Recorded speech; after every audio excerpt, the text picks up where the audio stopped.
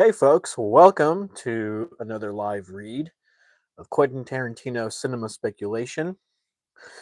We're going to be reading the third section in his book. Let me turn on a little bit of more light here. It's called it's called Dirty Harry, 1971. We're on page, what is this, 47.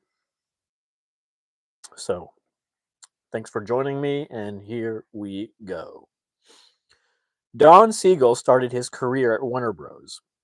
In the montage department, working closely alongside great Warner directors such as Raoul Walsh, Anatole Litvak, and the man who was to become Don's mentor, Michael Curtiz. Siegel shot and designed montages for Yankee Doodle Dandy, They Drive by Night, Confessions of a Nazi Spy, and The Roaring Twenties, some of the most iconic and recreated montages ever made. Don told Peter Bogdanovich in his book, Who the Devil Made It, the strangest things about the pictures I do, I bend over backwards not to do montages. The exceptions are his excellent montages in Escape from Alcatraz. After graduating out of the montage department, he started directing second unit for some of the biggest pictures on the Warner lot. Before director Byron Haskin made The War of the Worlds, Robinson Crusoe on Mars, and The Naked Jungle, he was Siegel's boss in the Warner Bros. Special effects department. In Stuart Kaminsky's book, Don Siegel, director, Haskin said, "We spent whole days doing things like having guys take punches, dropping masks on sailors." Hey, what's up, Rodolfo? Yes, sir. I started a bit late. Throwing people through roofs, cracking boats in half, and sinking them. Most directors didn't know, and most still don't know, what to do with a fight or piece of action. What this did for Don was orient him towards cinematic violence. From the very beginning of Siegel's filmography, he could shoot a fistfight or chase or crosscut a shootout like damn few. There was no Hollywood director in the 50s better at shooting action than Don Siegel. What made his action sequences stand out was a combination of technique and tone. Coming from a montage background, in order to achieve a desired pace in the editing room, he filmed the action with a mind to be able to cross-cut the shots. This wasn't really the common practice of the day. A lot of action scenes were shot in big masters, where you'd watch two stuntmen filling in for the stars punch each other and break furniture for 5 minutes or until the stuntmen got tired. Siegel told director Curtis Hanson, back when he went by the name Curtis Lee Hanson, in the 1968 issue of the film magazine Cinema, "I'm extremely conscious of editing when I'm shooting because I work with limited time, very short schedules. I plan everything as I think it's going to be cut." Then he added, "It doesn't necessarily follow that because you're a good editor, you'll be a good director. But I do think that to be a good director, you have to be a good editor." There was another aspect to Siegel's action scenes that made them stand out from his contemporaries. Most other genre directors shot fistfights and shootouts, but when they did, it was action. When Siegel shot those same conventions, it was violence. The violent sequences in New Hollywood cinema, like The French Connection, Busting, Dillinger, The Mechanic, Coffee, Kofi, Straw Dogs, Point Blank, and Rolling Thunder, were played out one and two. Oh, sorry. Someone keeps texting me. 2 decades earlier in Siegel pictures, like The Duel at Silver Creek, Ride and Callback 111, Babyface Nelson, Private Hell 36, The Lineup, Flaming Star, and The Killers. Neville Brand, star of Ride and Cell Block 11 and killer of many men in World War II, said Don is like Pick and Paw. They both dig violence and are two of the least violent guys I've ever met. It makes that type of guy to understand violence. When it came to directing violence, you could call Don Siegel the surgeon, but in his early days, shooting second unit on somebody else's film or directing his own tightly budgeted short scheduled flicks, he would be better described as a combat surgeon. But after he made Dirty Harry, he was the combat surgeon who goes on to become the dean of Harvard Medical School. After years of crafting montages and shooting second unit action scenes for other directors, when Warner Bros. Finally gave Siegel a chance to direct his own feature, it was with extremely clever potboiler titled The Verdict, not to be confused with oh man, Paul Newman's Sidney Lumet film with the same name.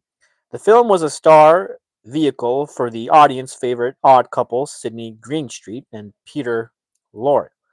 From any perspective, the film is entertaining. It's really strong first film. But coming from an arturist perspective, it's kind of amazing. Since the picture was obviously an assignment, it's almost comical how it predates so many of the characteristics that Siegel would later become known for. Primarily, it's a mystery plot that completely hinges on Siegel's exciting narrative facility for audience misdirection. It's a narrative device he employed often. The duel at Silver Creek, Flaming Star, the lineup, always to the betterment of the picture, reaching its apex with Charlie Varick. Hey, Dracula Lopez. Hell yeah, let's read together. Thanks for stopping by.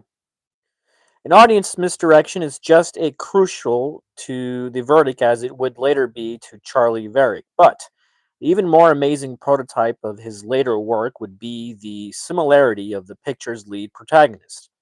Sidney Greenstreet's Superintendent Grodman, the Scotland Yard, to both Clint Eastwood's Inspector Harry Callahan of the San Francisco Police Force and Richard Widmark's Detective Dan Madigan of the NYPD. At the film start, Greenstreet's Grottos for murder. Only it's discovered later that the man was actually innocent. The superintendent's error wasn't due to malice or faulty detective work, but because of the man's alibi couldn't be corroborated until after the execution. Like Madigan, it's a mistake the lawman makes at the beginning of the picture that instigates the story to follow. Grodman is forced to resign his position in disgrace and watch a despised underling assume the mantle of superintendent of Scotland Yard.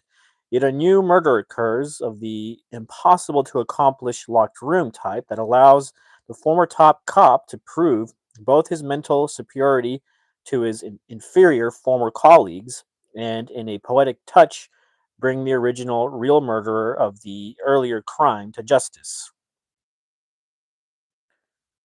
Oh, my bad. However, like Eastwood's Harry Callahan and Richard Widmark's Dan Madigan, to accomplish this, Greenstreet's Grodman eschews all recognized legal procedure to follow his own self declared brand of justice. The film's similarity to the director's most popular success is so uncanny, it's surprising that Siegel never mentions it in his autobiography. Instead, he berates the verdict as dull. It does have a stagey studio look, maybe why Siegel hated it. But the rogue law enforcement officer at odds with their superiors who operates independently to get their man and enforce their own self-determined version of justice is particularly the quintessential Siegel protagonist. Not only Dirty Harry, Madigan, and the verdict's Grodman, but Eastwood's Coogan and Coogan's Bluff, Michael Parks, Vinnie McKay, and Stranger on the Run, as well as David Niven's comical Scotland Yard inspector in Rough Cut, even in Seagal's two espionage films, The Black Windmill and Telephone. His protagonists, secret agents working for MI6, the KGB, and the CIA, all end up going rogue inside their own agencies. Even his criminals go rogue. Mickey Rooney's babyface Nelson stands in direct contrast to Leo Gordon's Dillinger, and both Walter Matthews' Charlie Varick and Burt Reynolds' cat burglar and Rough Cut execute secret schemes under the noses of their partners, Andy Robinson and Leslie Ann Down, respectively. Michael Parks, sheriff and stranger on the run, is at odds with the deputies.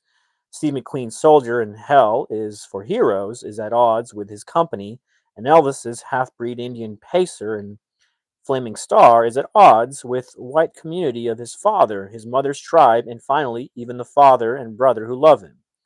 This iconoclasm seems to resemble Don Siegel's relationship with his producers and the studio heads he worked for. Bogdanovich asked him, was he consciously attracted to that kind of antisocial character? Siegel told him, I think I am that character. Certainly I am at the studios. That's what McQueen got wrong in the director's initial assessment of the director as a company man or studio hack. He might have done the assignments the bosses wanted, that was his job, but he didn't do them the way the bosses wanted. Like his cop character, Siegel did them his way. He usually did what he thought was right, oftentimes at odds with the producers and under the noses of the studio bosses. And if his slightly self aggrandizing autobiography is to be believed, he was quick to sarcastically point out how stupid or impractical the idea of the people he worked for were, like Harry Callahan. If Siegel did have a stylistic edge over his action filmmaking elders, Hawks, Ford, Walsh, Curtis, Gordon, Douglas, or his contemporaries, Aldrich, Carlson, Whitney, Jack Arnold, J. Lee Thompson, it came from his penchant for shocking explosions of brutal violence inside his films, often when the viewer least expects it.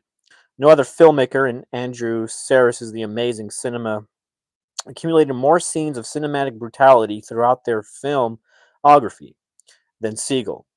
Henry Hathaway rolls an old lady down the stairs. Fritz Lang throws hot coffee in a woman's face. Critics have chronicled these individual instances of screen violence for decades, yet Siegel's filmography contains sequences after sequence, incident after incident of this type of screen brutality. I could write out a laundry list of incidents, but that would only diminish their power.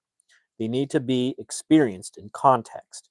Even after Sam Peckinpah rocked the world and the industry with his powder keg, The Wild Bunch, Siegel didn't abdicate his throne. Peckinpah's violence is more explicit, i.e., bloody, than Siegel's ever was or would be. Though the wet red blood hit in the back of the female pool swimmer at the beginning of Dirty Harry, once seen, is never forgotten. Siegel's violence was more about brutality than explicit bloodshed. I know I'm overusing the word brutal, but you try and describe Don Siegel's stock and trade without overusing the word. Dirty Harry was Siegel's and Eastwood's fourth collaboration, and the film both men would be most known for. It was with Dirty Harry that Eastwood would establish himself outside the cowboy pictures and dethrone John Wayne as America's number one action star. Remarkably, Wayne was still going pretty strong into 1970. Dirty Harry would make Siegel, along with Sam Peckinpah, Hollywood's premier director of action cinema and its most practitioner expert practitioner of cinematic violence. Along with the French Connection, Dirty Harry would facilitate the move from westerns to cop films that took place in that decade, both on screen and television. And it would become the most imitated action film of the next 2 decades, as well as being the first real official entry into the popular subgenre of serial killer movies. It was also Seagal's most political film since his earlier masterpiece, Invasion of the Body Snatchers. With Body Snatchers, the liberal leaning Seagal was able to have his cake and eat it too. On one hand, it can be read as a subtextual attack on McCarthyism. It's the most popular reading. But on the other hand, the film also plays into the red nightmare paranoia of the 50s. The pod people society seemed like a socialist utopia that these historical humans, Americans, are blindly reacting against in many of Seagal's stories. I've always had an alternative reading of the Body Snatcher movies. Seagal's. Sorry. Man, someone keeps texting me. Each movie presents the pod people in a sinister light, yet, really, almost nothing they do on screen really bears out this sinister interpretation. If you're one who believes that your soul is what makes you, then I suppose the pod people are murdering the earthlings they duplicate and replace. However, if you're more of the mind that it is your intellect and your consciousness that make you who you are, then the pod people transformation is closer to a rebirth than a murder. You're reborn as straight intellect with a complete possession of your past and your abilities, but unburdened by messy human emotions. You also possess a complete fidelity to the fellow beings and a total commitment to the survival of your species. Are they inhuman? Of course, they're vegetables. But the movies try to present their lack of humanity. They don't have a sense of humor. They're unmoved when a dog is hit by a car, as evident of some deep seated sinisterness. That's a rather species centric point of view. As human beings, it may be our emotions that make us human, but it's a stretch to say it's what makes us great. Along with those positive emotions, love, joy, happiness, amusement, come negative emotions: hate, selfishness, racism, depression, violence, and rage. For instance, with all the havoc that Donald Sutherland causes in the Kaufman version, including the murder of various pod people, there never is a thought of punishment or vengeance on the pod's people part, even though he's obviously proven himself to be a threat. They just want him to become one of them. Imagine in the 50s when Seagal film was made that instead of some little town in Northern California, Santa Maria, that the aliens took root in. It was a horribly racist, segregated Ku Klux Klan stronghold in the heart of Mississippi. Within weeks, the color lines would disappear. Blacks and whites would be working together in genuine brotherhood towards a common goal, and humanity would be represented by one of the racist Kluxers who investigated, working for producers and studio executives he didn't respect. The director referred to them as pod people, even referring once to Elvis's obedience to Colonel Tom Parker as a pod person. But in the 70s cop thriller, the subtextual attack is of a much different political bent. Dirty Harry tells the story of the quintessential Seagal protagonist taken to its logical extreme. Eastwood's Harry Callahan is the baddest ass cop on the San Francisco police force. In a different era, he'd be portrayed as by the book type, except in the era and location the movie takes place, San Francisco in the early 70s, in Callahan's opinion, the book has been rewritten in favor of the scum. Society is screaming police brutality. The public is siding with the crooks. And the gutless police brass, local government, and the courts are cowered into compliance with the increasingly permissive social order that favors lawbreakers over law enforcement. Thanks for that. Yeah, sometimes it's just a little hard to read through the phone. Now, this point of view would not be shared by some kid sitting in jail for 3 years for carrying a bag of weed, but it is Harry's point of view. The genius of the film is it takes that transgressive character and pits him up against a fictionalized version of San Francisco's real life Zodiac killer. This fictionalized version, Scorpio, is a calculated mastermind as well as being batshit crazy. In the process, the film creates the first cops after a serial killer thriller. Most cops in the 70s action movies were busy busting dope rings or mafia Mr. Biggs, but from the 80s to today, cops after serial killers is the main occupation of the movie police. Cruising, 10 to Midnight, Manhunter, Silence of the Lambs, Seven, and every other David Fincher film are the children of Seagal's Dirty Harry. As in most seminal films, there are prototypes. In the case of Dirty Harry, the most obvious example in 1969's Pendulum, with George Peppard playing a violent rule breaking cop hell bent on bringing down overacting sicko Robert F. Lyons. The soon to be Warner Bros. Legacy title started life at Universal, where Jennings Lang offered Dirty Harry to Paul Newman, probably sometime soon after Harper. Newman turned it down, according to Lang. Newman said he thought it was too tough a role, that he couldn't play that type of character. Universal sold the script by Harry Julian Fink and R.M. Fink to Warner Bros., where it was going to be made with Frank Sinatra playing Harry and directed by Irv Kirshner. Then Sinatra sprained his wrist, seriously limiting his ability to wield Callahan's 44 Magnum. Warner offered it to Eastwood, who agreed on the condition that he could bring Don Siegel over from Universal to direct. Siegel came on and brought over not only his cinematographer, Bruce Surtees, and his editor, Carl Pingotor, but also, more importantly, his go to screenwriter, Dean Reisner. It was Reisner's rewrite that turned the script into the Dirty Harry movie we know and love, because it was Reisner's rewrite that turned the killer from a lone sniper to a surrogate for the Zodiac Killer. Later, John Milius would do one of the more famous dialogue polishes in Hollywood history when he added the "I know what you're thinking. Did he fire 6 shots or only 5" speech? Actually, yeah, that's one of my favorite lines in the movie.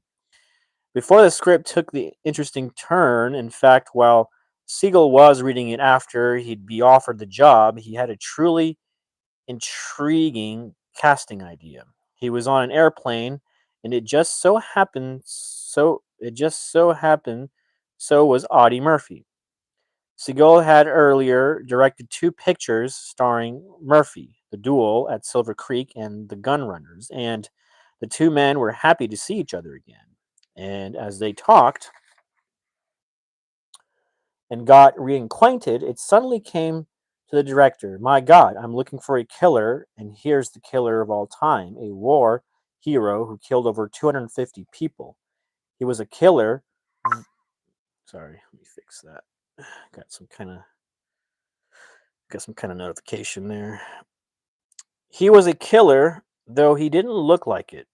I thought it might be interesting. He had never really played a killer. The executives at Warner Bros. Weren't convinced Murphy could handle the acting demands, though Siegel apparently was. But Murphy perished in a plane crash before the idea could be fully explored, and then Siegel and Reisner started to rethink the role. Frankly, the idea of Dirty Harry without Andy Robinson is even more unthinkable than Dirty Harry without Eastwood. Nevertheless, the Audie Murphy idea is still incredibly intriguing.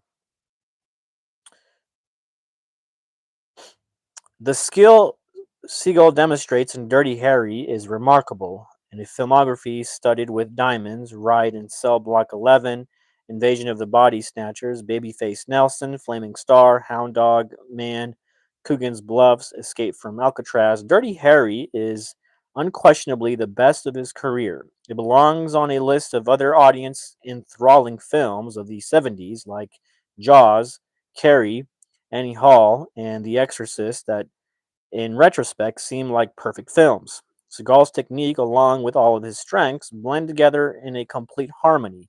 The director's handling of the film's hero and villain, his career constant affinity for location photography, the director's ability to shock audiences with brutality, the naked corpse of the 14-year-old victim removed from its hole, Scorpio paying to get his face bashed in, that first bloody bullet hit of the woman in the swimming pool, Scorpio smacking the terrified child on the bus, and also Thrill with crowd pleasing action set pieces, hot dog eating Harry firing his magnum at the bank robbers, the phone booth to phone booth ransom drop, the school bus climax, Seagull humor that punctuates what is, in essence, a grisly thriller. It's the humor and Eastwood's flair when it came to delivering Harry's quips that went a long way in both getting the audience on Harry's side, and as even Pauline Kael had to admit, turning the audience on. The other great serial killer films put the audience through a ringer, but in 1971, packed auditoriums loved Dirty Harry because it was fun. It also included Seagal's biggest flaw, his penchant for labored symbolism, such as the broken peace sign belt buckle that Scorpio sports around his trousers. But what made Dirty Harry a political film wasn't just its cinematic flirtation with what Roger Ebert described as a fascist moral position. It was the way Seagal so skillfully tailored the film for its intended audience. Frustrated older Americans who, by 1971, when they looked out their car door windows and read their daily newspapers and watched the evening news, didn't recognize their country anymore. One of the most memorable taglines from a modern movie at that time was the one that sold Dennis Hopper's Easy Rider. A man went looking for America and he couldn't find it anywhere. A great line, but it wasn't true. If you responded to Hopper's Billy the Kid or Fonda's Captain America rather than the ugly rednecks in the cafe, you didn't have to seek out representation. It was all over music, movie, TVs, and magazines. On the other hand, the generation that fought World War II in the 40s and bought homes in the suburbs in the 50s were the ones who went looking for their America and couldn't find it anywhere. What Richard Nixon called the silent majority were frightened of an America they didn't recognize, in a society they couldn't understand. Youth culture had taken over pop culture. If you were under 35, that was a good thing, but if you were older, maybe not. Many people back then watched the news in abject horror. Hippies, militant black power groups, killer cults that brainwash suburban kids to drop acid and rise up and kill their parents. Young men, the sons of veterans, burning their draft cards or fleeing to Canada. Your children calling your policemen pigs. Violent street crime, the emergence of the serial killer phenomenon, drug culture, free love, the nudity, violence, and profanity of the films of New Hollywood, Woodstock, Altamont, Stonewall, Cielo Drive. To many Americans, it was a mosaic that scared the shit out of them. This was the audience that Dirty Harry was made for. To frustrated Americans, Harry Callahan represented a solution to the shocking violence that they were suddenly forced to adjust to. Eastwood's rogue cop in Dirty Harry and Charles Bronson's Vigilance, Paul Kersey in Death Wish stood in a showdown stance on one side of the culture divide, while Tom Laughlin's hippie-loving, barefoot face womping Billy Jack and Richard Roundtree's super bad, super chic black private dick who's a sex machine to all the chicks, John Shaft stood on the other. There's been a lot of speculation over the years whether or not Harry Callahan is a racist character or Dirty Harry is a racist film or both. In Charles Hyam's book, Celebrity Circus, the author interviewed both Eastwood and Seagal on the set of Dirty Harry. Seagal described Eastwood's character as a racist son of a bitch who blames everything on the blacks and the Hispanics. Well, the character Seagal describing is not the character in the movie he made. In the film, Harry may be politically incorrect, but he's not a racist son of a bitch. The film would be better, or at least more serious, if he was, but then it would be Taxi Driver, which, even more than the Cobra clones to follow, is the real bastard stepchild of Dirty Harry and Death Wish. But it's doubtful if Dirty Harry could ever work as potently as it does if it dared challenge a genre to that degree. The artistry of Seagal's picture is in its creative, provocative effectiveness. Harry's a great character, Scorpio's a great character. The story really works. It's a movie you really can watch a dozen times, but it's the sleek execution of a genre master that makes it sing. If Steven Spielberg's Jaws is one of the greatest movies ever made because one of the most talented filmmakers who ever lived when he was young got his hands on the right material and knew what he had and killed himself to deliver the best version of that movie he could. Then Dirty Harry is its opposite number, from a salty dog genre master with 77 films under his belt at that point, in his fourth collaboration with his greatest star partner, delivering the goods so beautifully it becomes a powerhouse work of art. If Dirty Harry were a boxer, it would be a Mike Tyson in his knockout prime. I challenge you to program a double feature of practically any of the great films from the 70s and put them against a double feature with Seagal's picture. Dirty Harry will wipe them off the screen and knock them the fuck out. Boom. But as opposed to all the Dirty Harry wannabes and that includes all the Dirty Harry sequels, there remains a disturbing quality to Seagal's creation, both the film and the character of Callahan. While Dirty Harry isn't a racist film, or quite the fascist film its critics at the time claimed, it is re- reactionary, aggressively reactionary, and it promotes a reactionary view, sometimes as subtext and sometimes as text. Because the audience, the film sought to excite held a view of the rapidly changing society around them that was bordering on future shock. Dirty Harry gave voice to their fears, told them they were right to feel that way, and gave them a 44 caliber hero who could fight for them.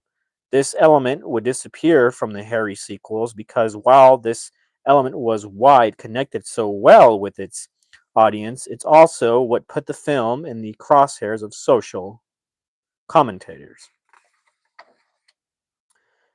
It's the reactionary element the very violent Ted Post directed sequel Magnum Force not only avoided but tried to reverse. The entire premise of the movie, Harry uncovering a black leather jacketed death squad of killer motorcycle cops executing criminals that the courts can't seem to be a rather rare Hollywood occurrence. The counterpoint argument sequel. I know what we should do. Let's downplay everything about the first movie that really struck a nerve and make both the film and Harry himself preach against that type of thinking.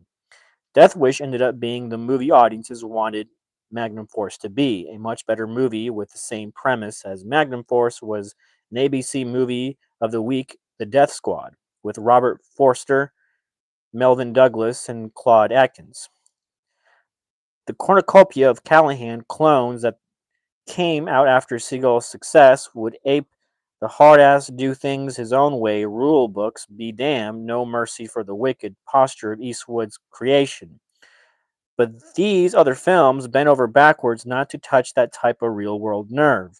The object of ear of these other hard asses was usually generic movie bad guys, Syndicate Mr. Biggs, Alan Garfield and Busting, Jack Crucian and Freebie and the Bean, Vittorio Gassman in Sharky's Machine, or else so outlandishly unreal that the only level they can exist on is that of a comic book.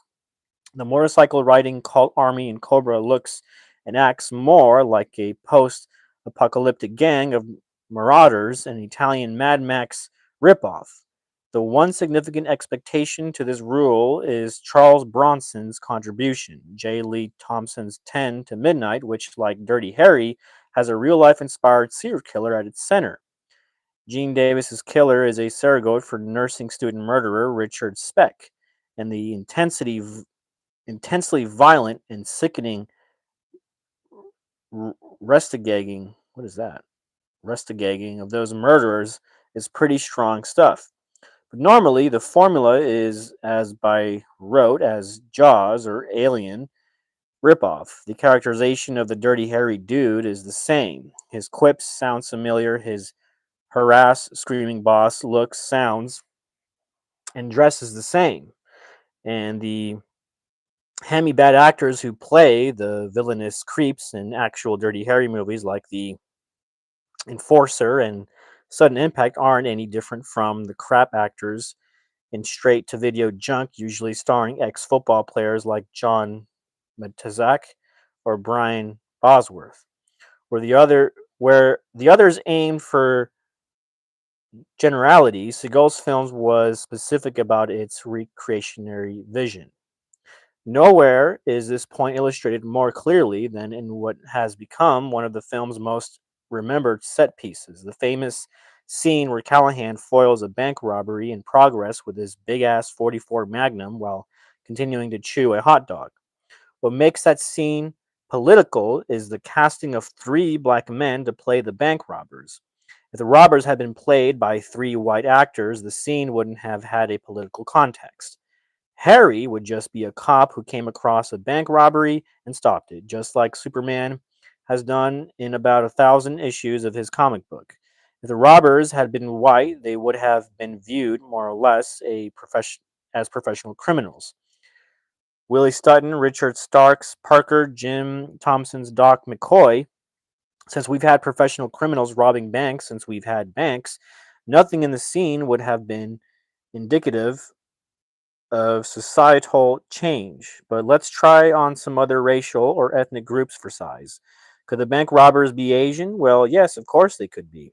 But unless the bank was in San Francisco's Chinatown, it would seem odd. The viewer would notice it and think to themselves, why are they Asian?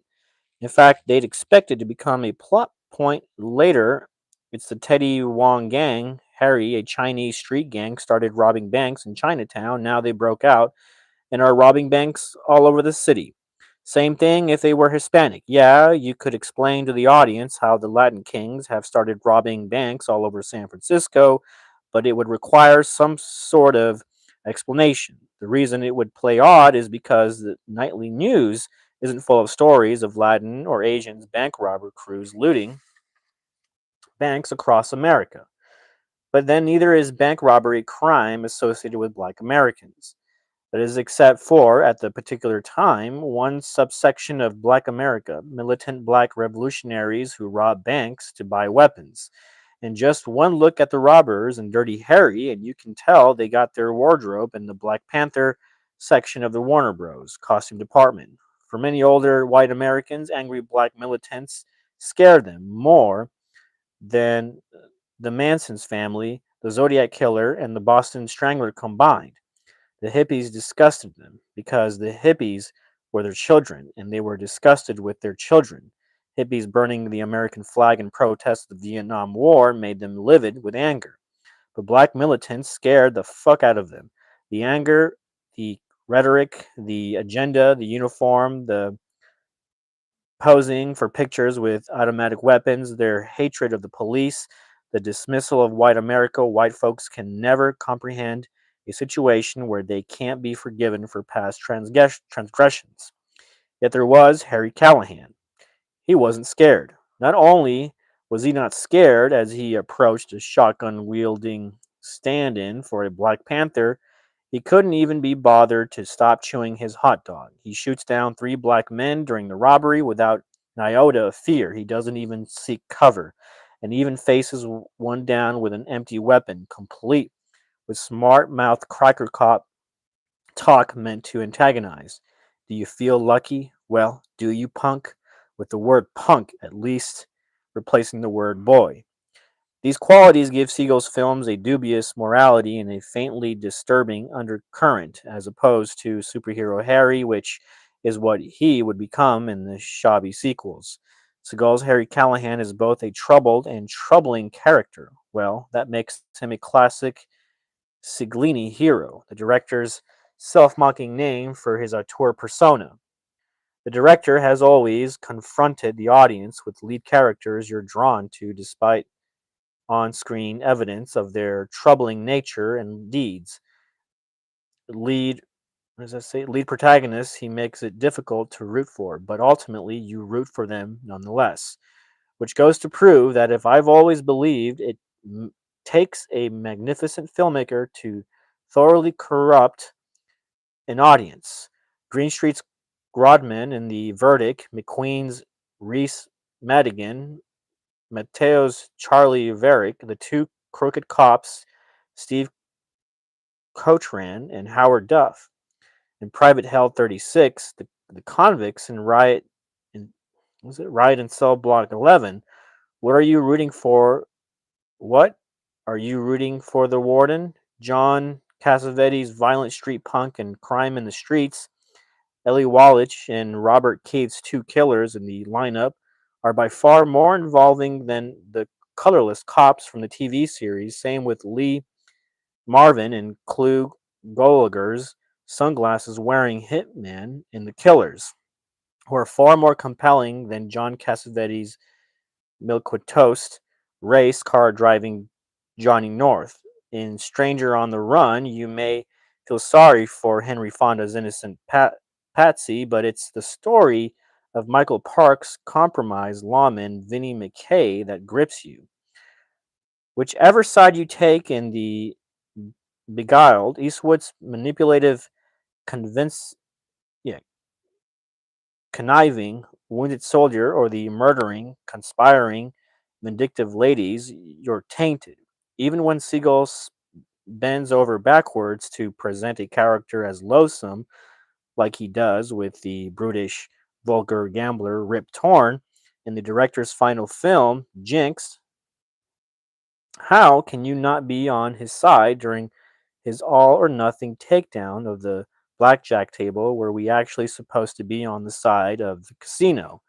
And sure enough, once Rip Torn exits the picture, he takes any viewer interest with him. The New York Times, Pauline Kael, and Roger Ebert all labeled Dirty Harry as fascist and implied, to the point of self parody, that the film is somewhat politically dangerous, if not outright irresponsible in what they claim is its perpetration perpetration of a social fraud. While Ebert claimed the film had a fascist moral position, he attributed it to the times and not moral bankruptcy on the filmmaker's part.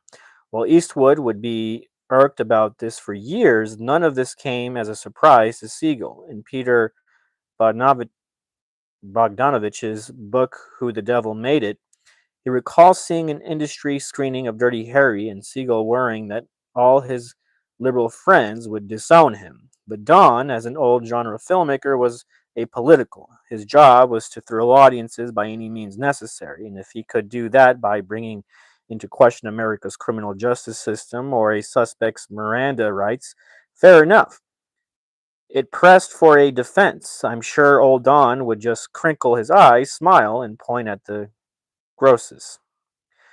But in Siegel's Dirty Harry, almost comically, the skill of the filmmaking was so evident that it was impossible for even the movie's harshest critics to deny. Kael even went so far as to write, "It would be stupid to deny that Dirty Harry is a stunningly well made genre piece, and it certainly turns on audiences on." Then in later piece wrote, "There is an aesthetic pleasure one gets from highly developed technique. Certain action sequences make you feel exhilarated just because they're so cleverly done, even if, as in the case of Seagal Dirty's Harry, you're disgusted by the picture." Even Seagal's friend Sam Peckinpah expressed the same opinion as Pauline. "I love Dirty Harry even though I was appalled by it. A terrible piece of trash that Don Segal really made something out of. Hated what it was saying, but the day I saw it, the audiences was cheering." The point of the film's detractors was crystal clear. It was Dirty Harry's embrace of a fascist ideology, not its quality, that was in question. But the so-called fascist element to the film was overstated by the critics of the daily newspapers and weekly magazines. 50 years later, Seagal's film stands as a towering achievement of genre filmmaking.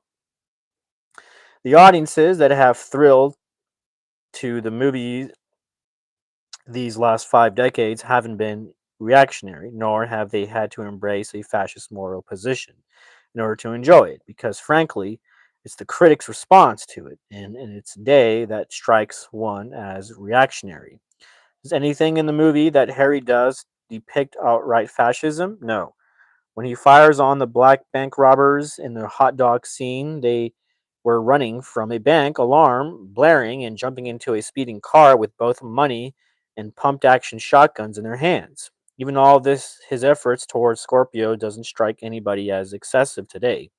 He keeps him under surveillance when he's not supposed to. They know he's Scorpio. It's not a question. He's the fucking guy. Kel's strongest jab at the movie is her calling horseshit on the ridiculous Joseph Sommer scene where they know Scorpio's killed all these people and they refuse to let Callahan keep him under surveillance. This scene is guilty of presenting the liberal argument of dumbfoundingly absurd, but it's the scene itself that plays as dumbfoundingly absurd. The only sequence that truly qualifies as fascist is when Callahan tortures Scorpio to find the whereabouts of the kidnapped 14-year-old girl. Really, would Billy Jack do any less? One of the big reasons Dirty Harry fails to outrage anymore is Seagal's film had another agenda that the critics chose to ignore, but the public got right away. As much as Dirty Harry is a white western fantasy played out against a modern day San Francisco backdrop, it's also a plea for new laws for new crimes, the serial killer phenomenon to be exact. And one of the reasons Dirty Harry ages well is when it comes to catching and stopping Scorpio, what the film preaches is pretty much what society ended up doing in regard to that type of crime. At the same time, our familiarity with the genre, a genre that this film officially started, dates in the terms of the techniques of the investigation. It would appear that Callahan and his rookie partner, Gonzalez, are the only two investigators on the case of a madman who's terrorizing the entire city. When you watch it today, you can't help but ask yourself, where's the task force? Where's the FBI? Where's Will Graham? Where's the BAU? Without these societal advantages we now employ against this type of crime, nothing Harry does seems unjustified. Since 1971, we become so adjusted to a world that includes serial killers in it.